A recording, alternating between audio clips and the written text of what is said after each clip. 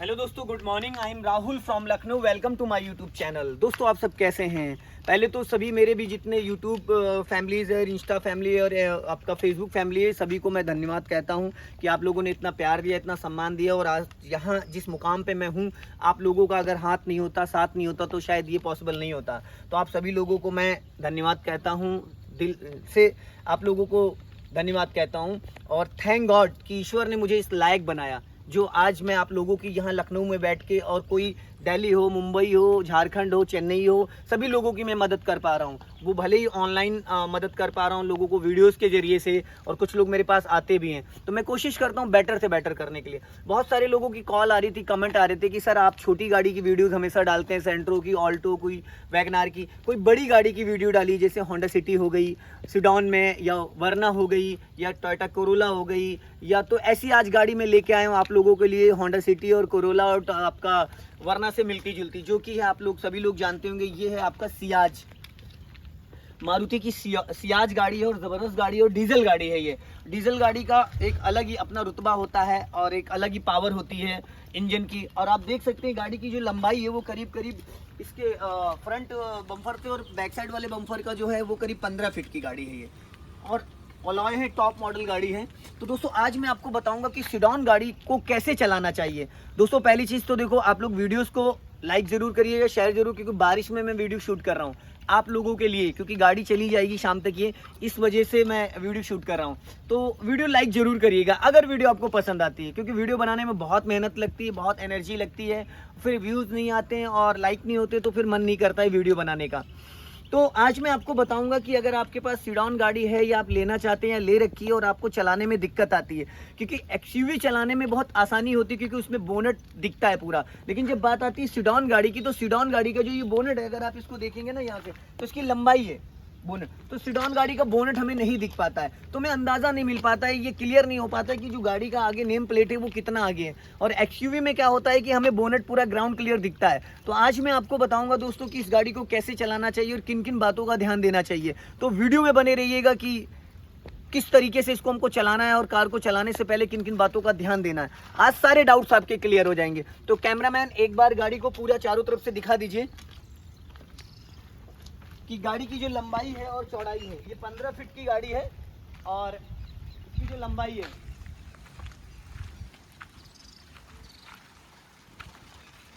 अगर आप देखेंगे तो इसकी गाड़ी की जो लंबाई और चौड़ाई है, चौड़ाई करीब करीब 8 फीट है, और लंबाई जो है वो करीब करीब इसकी लगभग 15 फीट के आसपास है। इसकी और होंडा सिटी की और टोयोटा कोरोला की सेम है। और जो अभी जो बीच वाली वरना आई थी, जो अभी लेटेस्ट वाली नहीं, इससे पहले वाली जो वरना आई थी, उसकी इसकी लंबाई सेम है। तो दोस्तों, बात करते हैं इसको चलाना कैसे है। गाड़ी का अंदर का इंटीरियर अगर आप देखेंगे तो गजब का है। सबसे पहले बैठते हैं दोस्तों कार में, क्योंकि ये पुश बटन स्टार्ट है, देख रहे हैं, पुश बटन स्टार्ट है, इसमें कोई की लगाने का वो नहीं है, बट इसके अंदर की होती है। अगर आप बात करते हैं तो देखिए, इमरजेंसी के लिए की होती है। इमरजेंसी के लिए ये की इसलिए होती है कि अगर बाय द वे कभी पुश बटन काम ना कर रहा हो, तो यहाँ पे ये की इसमें होती है, देख रहे हैं, ये इसके अंदर ये की होती है इमरजेंसी के लिए। बहुत लोगों को पता नहीं होता है। तो ये पुश बटन है, स्टार्ट है, तो सबसे पहले क्या करते हैं, की को रख देते हैं यहाँ पे गाड़ी में, ठीक है। अब दोस्तों, सबसे पहले कार में जब हम बैठते हैं तो कार की सीट को एडजस्ट करते हैं। जैसे ये मुझे अपनी हाइट, अभी ये लास्ट है पूरा, ये सीट बैक साइड है, अब मुझे इसको अपनी हाइट के हिसाब से एडजस्ट करना। तो राइट हैंड में यहाँ रखूंगा, और ये जो मेरा लेफ्ट हैंड है, इससे मैं इस रॉड को पुश करूंगा ऊपर, और पहले ये सीट में लेके आऊंगा यहाँ। अब मैं क्लच दबा के देख रहा हूँ कंफर्टेबल। अब मेरा जो पैर है, क्लच को जब मैं रिलीज कर रहा हूँ तो हवा में नहीं आ रहा है, ये देख रहे हैं। तो अब सीट मेरी हाइट के अकॉर्डिंग है, ठीक है। अब मैंने अपना क्लच दबाया और छोड़ा, दबाया और छोड़ा। अब बात करते हैं ये जो हेड रेस्ट है, इसको मैं एडजस्ट करता हूं। तो इसको एडजस्ट के लिए ये जहां पे मैं कंफर्टेबल हूं, ज्यादा सीट आगे होगी तो बहुत ज्यादा देर में कार नहीं चला पाऊंगा, पेन होने लगेगा, बैक पेन होने लगेगा, या फिर पैर प्रॉपर नहीं पहुंचेगा। तो दोस्तों, अभी हो गई है सीट एडजस्ट। अब लगाते हैं सीट बेल्ट। सीट बेल्ट लगाना सेफ्टी पर्पस जरूरी होता है, क्योंकि जो एयरबैग है, देख रहे हैं यहाँ पे एयरबैग, यहाँ पे एक ये साइड में है, तो ये एयरबैग सीट बेल्ट से ही कनेक्ट होता है। अगर हम सीट बेल्ट नहीं लगाएंगे तो एयरबैग ओपन नहीं होगा। तो सबसे पहले तो दोस्तों सीट बेल्ट जरूर लगा के चलाएं आप। अब बात करते हैं दोस्तों, मेरी गाड़ी की सीट एडजस्ट हो चुकी प्रॉपर तरीके से। अब मैं देखता हूं, देखिए यहाँ पे है 3 pedal, A B C। A for accelerator, B for brake, C for clutch. तो ये है एक्सीलेटर, ये है ब्रेक और ये है क्लच। ये है एक्सीलेटर, ये है ब्रेक और ये है क्लच। तो राइट वाला पैर जो होता है वो brake, accelerator, brake, accelerator. Accelerator जो होता है वो हल्का सा डाउन होता है इस पेंडल के हिसाब से, थोड़ा सा नीचे होता है। ये देख रहे हैं, एक्सीलेटर ब्रेक, एक्सीलेटर ब्रेक। अब आती है बात कि एक्सीलेटर और ब्रेक को करना क्या है, इसको कब क्यों यूज करना है। तो दोस्तों जो एक्सीलेटर होता है वो होता है स्पीड देने के लिए, ये वाला जो पेंडल है ये होता है स्पीड देने के लिए। ब्रेक होता है कार को रोकने के लिए। लेकिन ब्रेक जब भी हम लगाएंगे तो उससे पहले क्लच दबाएंगे, जब भी ब्रेक लगाएंगे तो उससे पहले क्लच दबाएंगे। क्लच होता है ये, और ये है ब्रेक। पावर ब्रेक होता है डिस्क ब्रेक। अभी ये ब्रेक टाइट है, जैसे इंजन ऑन करेंगे ये फ्री हो जाएगा। तो एक्सीलेटर ब्रेक पहले हम थोड़ा सा प्रैक्टिस कर लेते हैं। Accelerator brake, accelerator brake, accelerator brake. पैर हमेशा यूं चलना चाहिए, कुछ लोग पैर को ऐसे रखते हैं। एक्सीलेटर ब्रेक, ये गलती कभी मत करना, क्योंकि ये एक्सीडेंट के पूरे पूरे चांसेस होते हैं। एक्सीलेटर ब्रेक ऐसे पैर चलाना है, एक्सीलेटर ब्रेक, एक्सीलेटर ब्रेक। ऐसे नहीं उठाना है कि ऐसे उठा के करना है, ये कभी गलती नहीं करना है। एक्सीलेटर और ब्रेक, ठीक है। अब बात करते हैं दोस्तों क्लच की। क्लच को जब भी हम यूज करते हैं तो ये देख रहे हैं, क्लच दबाना हमेशा एकदम से होता है, पूरा पुश करके दबाना होता है ये, ठीक है। छोड़ना धीरे धीरे होता है। क्लच दबाएंगे तो पूरा दबाएंगे, छोड़ेंगे धीरे धीरे। अब मैंने कम से कम 10 से 20 बार क्लच को दबाना, छोड़ना, दबाना, क्योंकि अब मुझे क्लियर हो गया कि मेरी गाड़ी का जो क्लच है वो पूरा फुल ये क्लच है।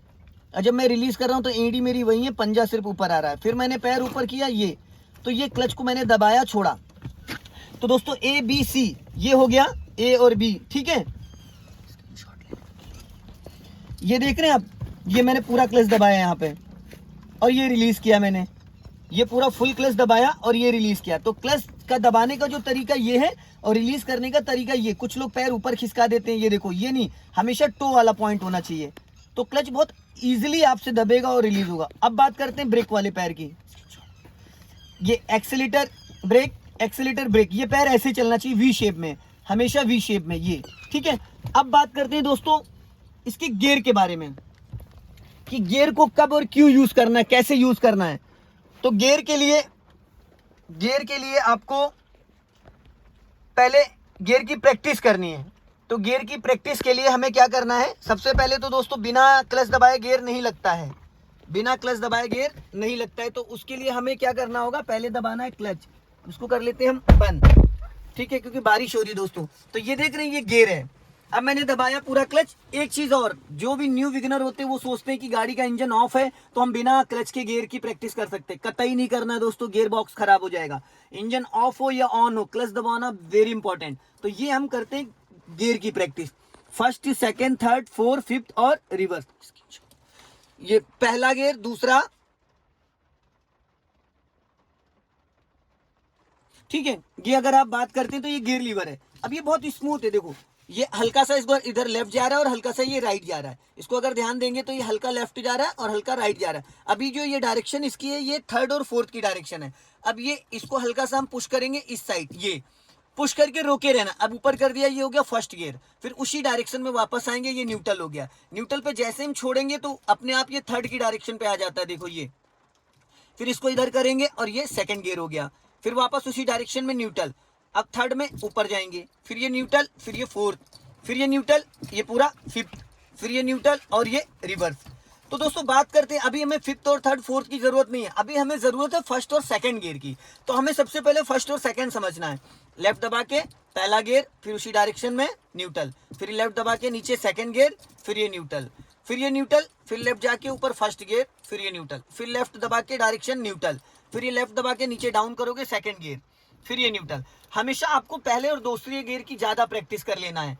लेफ्ट पूरा इसको पुश करोगे, अगर गलती से आपने इसको ये नहीं किया और यूं ही कर दिया तो थर्ड गियर लग जाएगा। तो ये चीज हमेशा ध्यान देना। गियर लीवर को पूरा पहले इधर लेके जाना, फिर ये फर्स्ट गियर, फिर इसी डायरेक्शन में अगर डायरेक्ट आप आना चाहते हो तो सेकंड, बट डायरेक्ट नहीं आना चाहिए। ये फर्स्ट न्यू बिगिनर के लिए, इसको न्यूट्रल, न्यूट्रल के बाद, ताकि आपको न्यूट्रल का डायरेक्शन आइडिया हो जाए। फर्स्ट, सेकंड, मिडिल में थर्ड, फिर ये फोर्थ, फिर ये फिफ्थ और ये रिवर्स, ठीक है। अब बात करते हैं दोस्तों गियर की स्पीड की, कि कौन सा गियर कब लगाना, क्यों लगाना। तो फर्स्ट गियर की जो स्पीड होती है वो 10 to 20 होती है। फर्स्ट गियर हम डालेंगे, गाड़ी को फर्स्ट गियर में धीरे धीरे मूव करेंगे, बिना एक्सीलेटर गाड़ी बढ़ जाती। फर्स्ट गियर की जो स्पीड होती है वो 10 से 20 तक आप चल सकते हो। फिर सेकंड गियर की जो स्पीड होती है 20 to 30, तो 20 की स्पीड में हम सेकंड गियर डालेंगे और 30 तक हम चल सकते हैं। फिर थर्ड गियर की जो स्पीड होती है दोस्तों थर्ड गियर की स्पीड होती है 30 पे गियर डालेंगे और 40 तक थर्ड गियर में चल सकते हैं। फिर जो फोर्थ गियर की दोस्तों स्पीड होती है वो 40 to 60 होती है। फिर फिफ्थ गियर की जो दोस्तों स्पीड होती है वो 60 प्लस होती है, 60, 70, 80, 90, 20, आपका 90 के बाद 100 तक आप चल सकते हो। फिर बात करते हैं रिवर्स की, तो ये रिवर्स गियर होता है, ये 0 to 10 ही होता है जी, एक्सीलेटर की जरूरत नहीं होती है, इसकी कोई लिमिट नहीं, आप 10 to 20 भी चल सकते हो। तो दोस्तों ये तो बात हो गई आपकी गियर लीवर की। अब बात कर लेते हैं कि इस गाड़ी को स्टार्ट करके चलाएं कैसे। तो सबसे पहले तो कुछ बेसिक चीजें हैं जिसके बारे में हम बात कर लेते हैं। सबसे पहले दोस्तों ये है स्टीयरिंग, ये है पावर स्टीयरिंग, और ये स्टीयरिंग हो चुका है लॉक, ठीक है, अभी ये लॉक है तो इसको हमको करना ऑन लॉक। तो सबसे पहले तो इसके बारे में थोड़ा बेसिक चीजें, तो मैं कर लेता हूँ इंजन ऑन। यहाँ पे मैंने पूरा क्लच दबाया और ये है यहाँ पे पुश बटन, अगर आप यहाँ पे ध्यान देंगे तो ये देखिए यहाँ पे एक पुश बटन, ठीक है, ये अब मैंने इसको इग्निशन को ऑन किया, अब इग्निशन ऑन हो गया, इंजन भी ऑन हो गया। अब इंजन ऑन हो चुका और स्टीयरिंग अनलॉक हो गया, ये स्टीयरिंग अभी लॉक था, अब ये अनलॉक हो गया। बिना क्लच दबाए गाड़ी स्टार्ट नहीं होगी, तो क्लच दबाना कंपलसरी है। जितनी भी 2018 के बाद गाड़ियां आ रही है उसमें क्लच दबाना कंपलसरी है। अगर हम क्लच नहीं दबाएंगे तो इंजन ऑन नहीं होगा और स्टीयरिंग भी अनलॉक नहीं होगा। तो ये स्टीयरिंग अनलॉक हो गया, अभी आप देख रहे हैं। अब यहाँ पे अगर देखेंगे स्पीड मीटर पे आप, तो स्पीड मीटर पे यहाँ पे कुछ लाइटें आ रही हैं और कुछ इंडिकेशन आ रहे हैं। ये जो इंडिकेशन है ये हैंड ब्रेक का है। हैंड ब्रेक क्यों और कैसे यूज करना होता है, तो दोस्तों हैंड ब्रेक का तो मैं बताऊंगा आपको, अभी हम बात कर लेते हैं इसके कुछ सिग्नल्स के बारे में। तो यहाँ पे अगर आप देखेंगे तो ये है लेफ्ट का सिग्नल, टर्निंग से 50 मीटर पहले आपको सिग्नल देना होता है और ये ऑटो कट हो जाता है। अगर लेफ्ट करोगे तो लेफ्ट का सिग्नल, इसको नीचे डाउन करोगे तो ऑफ, और नीचे राइट टर्न करोगे तो ये राइट का सिग्नल हो गया। अगर मुझे राइट टर्न करना है तो मैं राइट का सिग्नल दूंगा और राइट वाले ORBM को चेक करूंगा और उसके बाद स्टीयरिंग को राइट, जैसे मैंने ये स्टीयरिंग राइट टर्न किया उसके बाद जब मैं वापस इसको टर्न करूंगा ये देखो ऑटो कट हो गया, अपने आप सिग्नल बंद हो गया। अब हमने ये लेफ्ट का सिग्नल दिया, ये देखो लेफ्ट का सिग्नल दिया, अब मैंने ये लेफ्ट स्टीयरिंग टर्न करा, अब मैंने जैसे वापस इसको मैंने किया ऑटो कट हो गया। ठीक है दोस्तों, जब सीधा सीधा मैं सिग्नल देता हूं तो सिग्नल मुझे बंद करना पड़ेगा क्योंकि ऑटो कट नहीं होगा। अब बात कर लेते हैं, ये देखिए ये यहाँ से पार्किंग लाइट ऑन होती है और ये हेडलाइट ऑन होती है। अभी हेडलाइट ऑन हो गई, ये ऑफ हो गया, एक में आपका ये पार्किंग, फिर ये हेडलाइट ऑन हो गई दोस्तों, ठीक है। यहाँ से इसका डिपर होता है, अगर आप यहाँ पे देखेंगे तो यहाँ पे एक लाइट ब्लिंक कर रही है, देखो ब्लिंक कर रही है, ये पासिंग डिपर होता है सामने वाले को अलर्ट करने के लिए। ये नाइट में यूज ज्यादा होता है और सिंगल रोड पे ज्यादा यूज होता है, इसको बस ऐसे आपको ऊपर पुश करना है। तो दोस्तों इसकी तो बात हो गई। अब बात करते हैं वाइपर के बारे में। जैसे अभी बारिश हो रही है तो अब बारिश में जैसे हो रही है तो हमें क्या करना, वाइपर ऑन करना। तो ये देखेंगे इसको एक बार करेंगे तो स्लो मोशन में वाइपर ऑन हो गया, और थोड़ा फास्ट चलाना है तो ये 2 पे करेंगे तो और फास्ट, ये 3 पे करेंगे तो और फास्ट। बहुत तेज बारिश होती है, सपोज अभी तो चलो बारिश हो रही, अगर बारिश नहीं हो रही, गाड़ी हमारी कहीं पार्किंग में खड़ी है कुछ भी और शीशे पे डस्ट है, तो खाली सूखा वाइपर नहीं चलाते, तो ऐसे इसको पुश करेंगे, ये देखो वाटर के साथ ऐसे पुश करोगे तो 1 टाइम वाइपर चलेगा, इसको आप छोड़ दोगे 2 बार वाइपर चल के ऑफ हो जाएगा। ठीक है दोस्तों, ये तो हो गया। अब ये इसको बोलते हैं हजार्ड स्विच, ये है हजार्ड स्विच, इसको ऑन करना होता है तो इससे चारों इंडिकेटर ऑन हो जाते हैं। जैसे बारिश हो रही है तो इस लाइट को ऑन करके चलाना, चारों इंडिकेटर ऑन हो गए। और यह बहुत ज्यादा कोहरा पड़ रहा होता है तो इसको ऑन करना होता है। या गाड़ी कहीं पार्किंग में आप खड़ी कर रहे हैं, टायर पंचर हो गया, या चौराहे पे गाड़ी साइड में आप लगा रहे हो, नाइट है या ट्रैफिक बहुत ज्यादा चल रहा है, तो आप इस लाइट को ऑन करके चला सकते हैं। तो दोस्तों ये तो होगी बेसिक चीजें। अब बात कर लेते हैं कि इस गाड़ी को चलाना कैसे है। तो सबसे पहले तो देखो दोस्तों, ये राइट वाला ORBM है और ये लेफ्ट वाला है, और ये है लुकिंग ग्लास। तो मैंने अपनी लुकिंग ग्लास को एडजस्ट कर लिया है, मुझे प्रॉपर बैक साइड दिख रहा है। अब बात करते हैं राइट वाले ORBM को कैसे एडजस्ट करना है। तो राइट वाले ORBM को एडजस्ट करने के लिए देखो यहाँ पे लगा इसका माउस, ये इस पे देखो आप लिखा है, इधर लिखा है L, इधर लिखा है R। तो ये राइट वाला ORBM अगर हमको एडजस्ट करना है तो इस स्विच को इधर दबा देना है, देखो ये, ठीक है, ये मैंने इधर दबा दिया। अब यहाँ पे इसका माउस, अब मैंने इसको अगर माउस की, अब ये देखो मैंने ये यहाँ पे अगर आप ध्यान दोगे तो ये देखो ग्लास अपने आप मूव कर रहा है, बारिश हो रही है थोड़ी सी, अब मुझे प्रॉपर बैक साइड दिख रहा है। अब इसको मुझे बंद करना है तो मैंने ऑफ कर दिया। अब कोई भी माउस अगर मैं घुमाऊंगा तो काम नहीं करेगा। अब मुझे लेफ्ट वाले ORBM को तो मैंने ये लेफ्ट कर दिया। अब मैं यहाँ से माउस को ये कर रहा हूं तो ये देखो लेफ्ट, आप देख रहे हैं ये पूरा मूव कर रहा है। अब मुझे बैक साइड दिख रहा है इसमें प्रॉपर, तो अब इसको मैं कर देता हूं ऑफ यहां से बीच में, ठीक है दोस्तों। और ये है लॉक और ये अनलॉक। अगर हमें डोर अनलॉक करना है तो ये देखिए, इसको इस बटन को इधर कर देंगे तो ये अनलॉक हो गया और ये हो गया लॉक। इससे आपके जो विंडो है शीशे वो लॉक होते हैं। अब मैंने इसको दबा दिया तो अब ये यहाँ से सारा कंट्रोल है। अब ये देखो यहाँ से मैं इसको नहीं काम कर रहा है, सिर्फ एक ही ऑटो वाला काम करेगा, ये ऑटो वाला काम कर रहा है बस, और इसके अलावा कोई भी स्विच काम नहीं करेगा। जैसे बच्चे उच्चे गाड़ी के अंदर होते हैं तो पीछे छेड़छाड़ करें तो हम इसको यहाँ से लॉक कर देते हैं तो कोई भी खिड़की नहीं खुलेगी जब तक कि हम इसको अनलॉक नहीं करेंगे। अब देखो मैं यहाँ से ओपन कर रहा हूँ तब भी नहीं खुल रही, इस बटन को मैं दबा रहा हूँ लेकिन इधर वाला ग्लास उतर नहीं रहा है, देख रहे हैं आप। अब अगर मैं यहाँ से भी इसको दबा रहा हूँ तो भी नहीं उतर रहा है, ये देख रहे हैं, ये काम नहीं कर रहा है। तो ये इस तरीके से इसको लॉक और अनलॉक किया जा सकता है। मैंने इसको अनलॉक कर दिया। अब मैं अगर इसको कर रहा हूं यहाँ से देखो स्विच, तो ये शीशा उतर रहा है, ऑन ऑफ हो रहा है।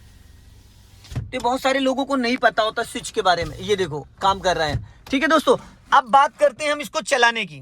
तो इसको चलाना कैसे है, तो सबसे पहले तो दोस्तों देखो ये जो हमारा फ्रंट है, अब मैं वाइपर ऑन कर लेता हूँ, जो इसका फ्रंट है, अब हमें यहाँ पे इसका बोनेट नहीं दिख रहा है, बोनेट इसका हमें नजर नहीं आ रहा है कि बोनेट कहाँ पे, क्योंकि एक्सयूवी वगैरह जो होती है उसमें दिखता है, क्योंकि इसका बोनेट जो काफी लंबा है, लगभग 8 फीट के आसपास है। अब राइट वाले की तरफ देखेंगे तो समझ में नहीं आ रहा है कि बोनेट कहाँ है, तो इसको हमें चलाना अंदाजे से। तो अभी सबसे पहले क्या करना है हमें दोस्तों, दबाना है पूरा क्लच।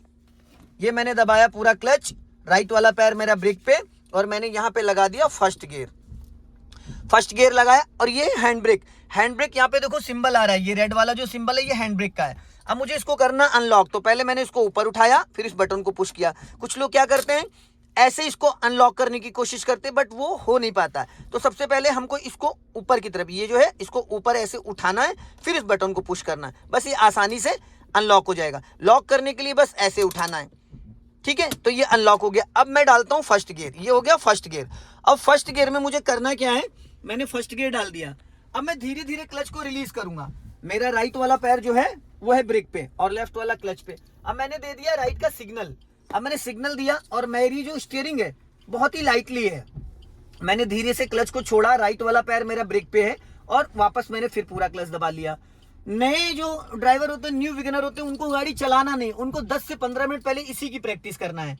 पहले गियर में गाड़ी मैंने बढ़ाई बिना एक्सीलेटर, देखो एक्सीलेटर का कोई रोल नहीं, यहाँ पे मैं कोई एक्सीलेटर नहीं ले रहा हूँ, मेरा पैर जो है ब्रेक और क्लच में। अब मैंने धीरे से गाड़ी को फिर क्लच को रिलीज किया, गाड़ी बढ़नी स्टार्ट हो गई। मैंने पूरा क्लच छोड़ा, फिर वापस क्लच दबाया और ब्रेक ले लिया, गाड़ी मेरी रुक गई। फिर मैंने हाफ क्लच छोड़ा और धीरे से गाड़ी बढ़नी स्टार्ट हो गई। फिर मैंने पूरा क्लच दबाया और हल्का सा ब्रेक ले लिया। इससे क्या होगा दोस्तों, आपको क्लच और ब्रेक का आइडिया हो जाएगा, हैबिचुअल हो जाएंगे, अंदाजा मिल जाएगा कि मुझे गाड़ी को कैसे रोकना और कैसे चलाना। लेकिन एक चीज और, जब भी आप क्लच को रिलीज कर रहे हो तो पहले ब्रेक को रिलीज करना। मैंने हल्का, ब्रेक पे मेरा पैर है बट मैंने दबाया नहीं है, ये देख रहे हैं, दबाया नहीं जरा सा भी, खाली पैर अटैच है।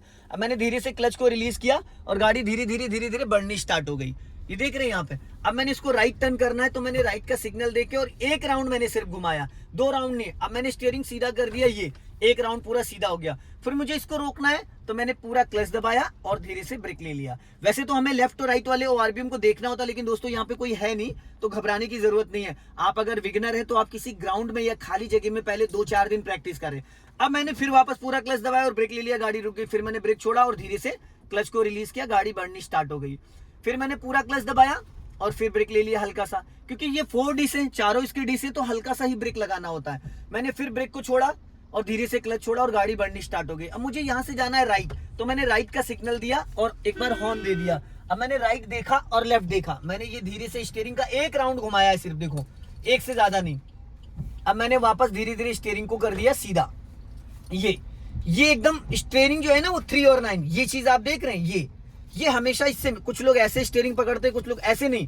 हमेशा आपको क्या करना है, स्टीयरिंग को हमेशा ऐसे पकड़ना, ये डायरेक्शन होना चाहिए, आपकी उंगलियां ऐसे नहीं, हमेशा हाथ ऐसे रहना चाहिए, ढीले हाथों। मैंने फिर पूरा क्लच दबाया और ब्रेक ले लिया, ये गाड़ी फिर स्टॉप हो गई यहाँ पे।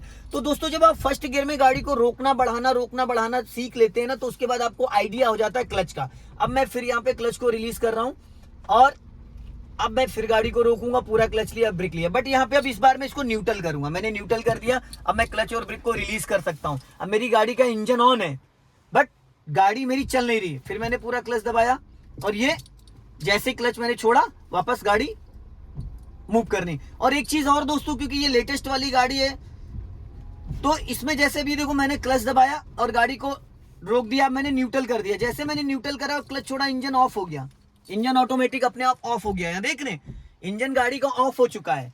ये होता है कि हमारी गाड़ी का जो फ्यूल है वो ज़्यादा ना बर्बाद हो। रेड लाइट वगैरह पे जब हम गाड़ी को न्यूट्रल कर देते हैं, अभी गाड़ी का इंजन ऑफ हो चुका है। अब जैसे मैं यहाँ पे देखो क्लच दबाऊंगा, इंजन ऑन हो गया, ऑटोमेटिक इंजन अपने आप ऑन हो गया। तो ये नई टेक्नोलॉजी बहुत सारी गाड़ियों में आ रही है। अब मैंने फिर फर्स्ट गियर डाला और धीरे से गाड़ी को बढ़ाना स्टार्ट कर दिया, बढ़ गई। अब मुझे यहाँ से जाना है राइट। अब मैंने राइट का सिग्नल दिया और एक राउंड पूरा मुझे घुमाना है। ये बस बड़ी गाड़ी को चलाने के लिए आपको अपने बैक साइड का ज्यादा ध्यान देना होता है। अभी मैंने स्टीयरिंग को कर दिया सीधा। अब मैंने फिर पूरा क्लच दबाया, धीरे से ब्रेक लगा दिया, गाड़ी अब कर दी मैंने न्यूट्रल कर दिया मैंने, फिर क्लच छोड़ दिया, फिर गाड़ी का इंजन ऑफ हो गया। क्योंकि जैसे ही अब क्या है ना कि इंजन को ऐसा कमांड दिया गया है कि जैसे आप गाड़ी को न्यूट्रल करते हो और क्लच को रिलीज कर देते हो, वैसे आपकी गाड़ी का इंजन ऑफ हो जाता है। फिर मैंने वापस पूरा क्लच दबाया, इंजन ऑन हो गया। अब मैंने फर्स्ट गियर डाला, धीरे से गाड़ी बढ़ गई।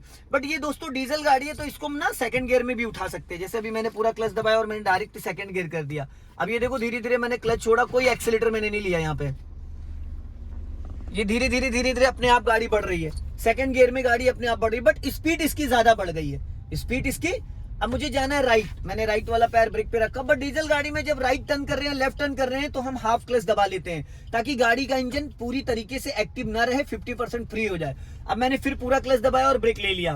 क्लच मैंने पूरा दबा रखा है, गाड़ी सेकंड गियर में ही है। मैंने न्यूट्रल किया, डायरेक्ट इसको सेकंड गियर में फिर मैंने डाल दिया। अब मैंने धीरे से क्लच को रिलीज किया, गाड़ी फिर बढ़नी स्टार्ट हो गई। तो आप डीजल गाड़ी को डायरेक्टली सेकंड गियर में उठा सकते हैं। तो ये तो था दोस्तों फर्स्ट और सेकंड गियर में चलाना।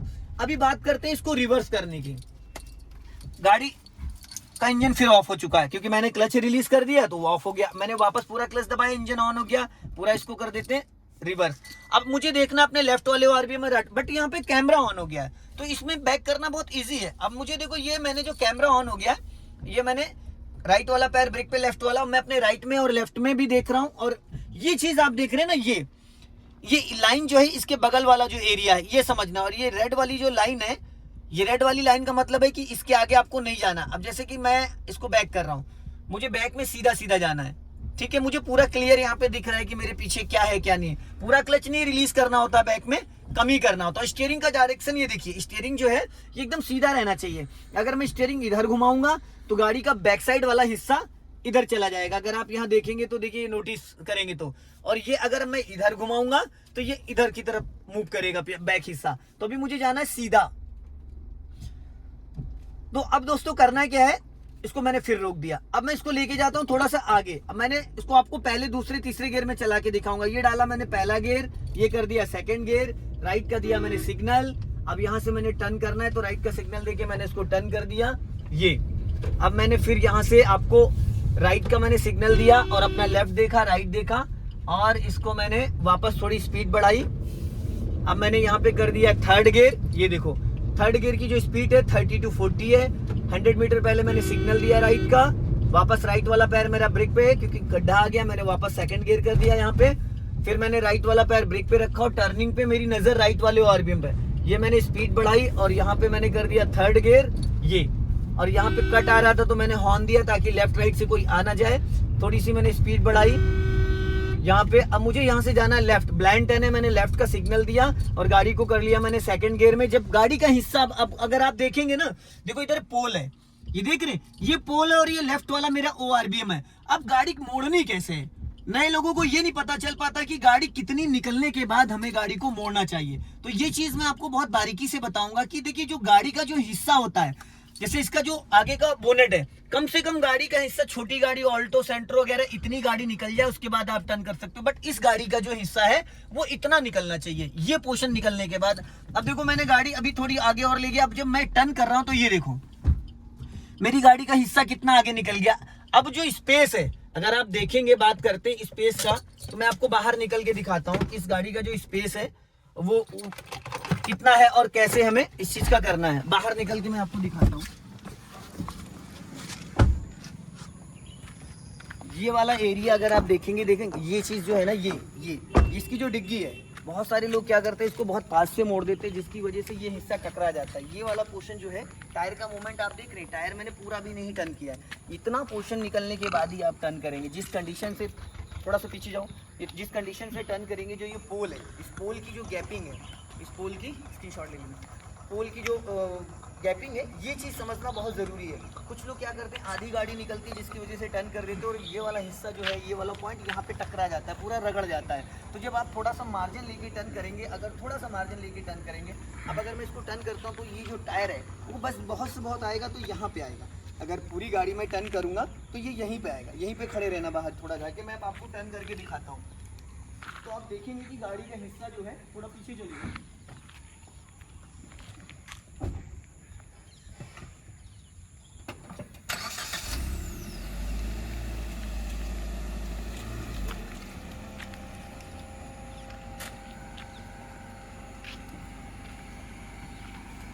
अब अगर बात करते हैं दोस्तों तो देखेंगे तो देखो इसका जो बैक साइड वाला टायर है वो किस जगह, किस पॉइंट पे आया ये। तो इतना स्पेस हमेशा रखना चाहिए बड़ी गाड़ी के लिए।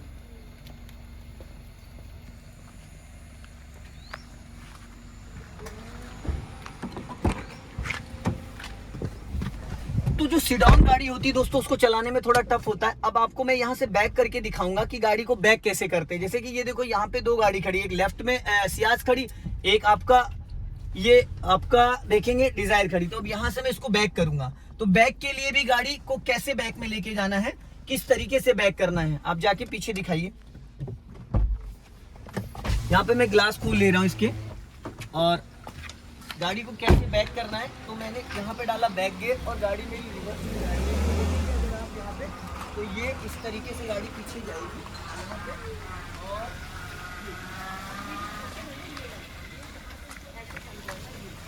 इस तरीके से बड़ी गाड़ी है तो बड़ी गाड़ी को बैक करने के लिए अपनी पहिया होते हैं सीधा। अगर आप देखें सीधा होगा, इसकी जो लंबाई और चौड़ाई है तो बड़ी गाड़ी को बैक करने के लिए आप अगर ऐसे करके देखेंगे ना, इस तरीके से स्क्रीनशॉट, इस तरीके से अगर आप देखेंगे तो यहाँ पे ना बहुत क्लियर आपको दिखेगा, क्योंकि मैं यहीं से आपको भी बैक करके दिखाऊंगा। ये यहाँ पे मैंने डाल दिया बैक गियर, और ये अगर आप देखेंगे तो मेरी नज़र जो है ना, मेरा राइट वाला पैर ब्रेक पे और लेफ्ट वाला क्लच पे, मुझे सीधा सीधा बैक करना है। तो मैं इस तरीके से इसको जितना चाहूँ उतना आराम से बैक करके ले जा सकता हूँ।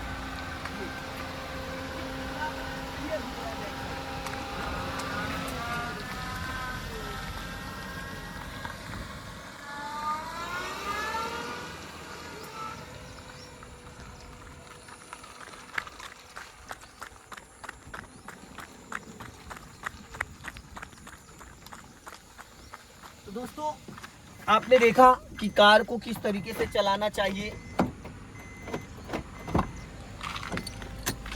बड़ी गाड़ी चलाना और भी आसान है, कोई टफ नहीं है। अब मैंने यहाँ से इसको वापस टर्न कर लिया और आपको थोड़ा सा मैं इसको चला के दिखाता हूँ रफ। मैंने सेकंड गियर कर लिया, यहाँ से दे दिया थर्ड गियर। अब ये मैं यहाँ से टर्न कर रहा हूँ, टर्निंग पे मेरा कंट्रोलिंग है तो मैं इसको चला सकता हूँ। मैंने अभी थर्ड गियर डाला और लगभग वापस ये मैंने फोर्थ गियर डाल दिया। ये गाड़ी वापस मैंने फिफ्थ गियर डाल दिया। अभी मैंने इतनी सी जगह में फिफ्थ गियर डाल दिया, गाड़ी मेरी 60 प्लस चल रही है। ये अब मुझे इसको रोकना है तो मैंने ये पूरा क्लच लेके ब्रेक लेके गाड़ी को मैंने यहाँ पे स्टॉप कर दिया। अब मुझे जाना है लेफ्ट, तो मैंने ये लेफ्ट का सिग्नल देके गाड़ी को पूरा 90 डिग्री से टर्न कर लिया। मुझे बैक करना है तो मैंने ये कर दिया यहाँ से बैक। पीछे मेरे गाय, मैंने अपना लेफ्ट साइड देख लिया और ये मैंने पूरी गाड़ी 90 डिग्री से स्टीयरिंग घुमा दिया। ये अब यहाँ से दोस्तों वापस मैं सीधा चलता हूँ। मैंने फर्स्ट गियर में गाड़ी को उठाया, वापस सेकंड गियर कर दिया। स्टीयरिंग बहुत लाइटली है इसका। ये वापस मैं यहाँ से राइट ले लेता हूँ। ये यहाँ से मैंने ले लिया राइट।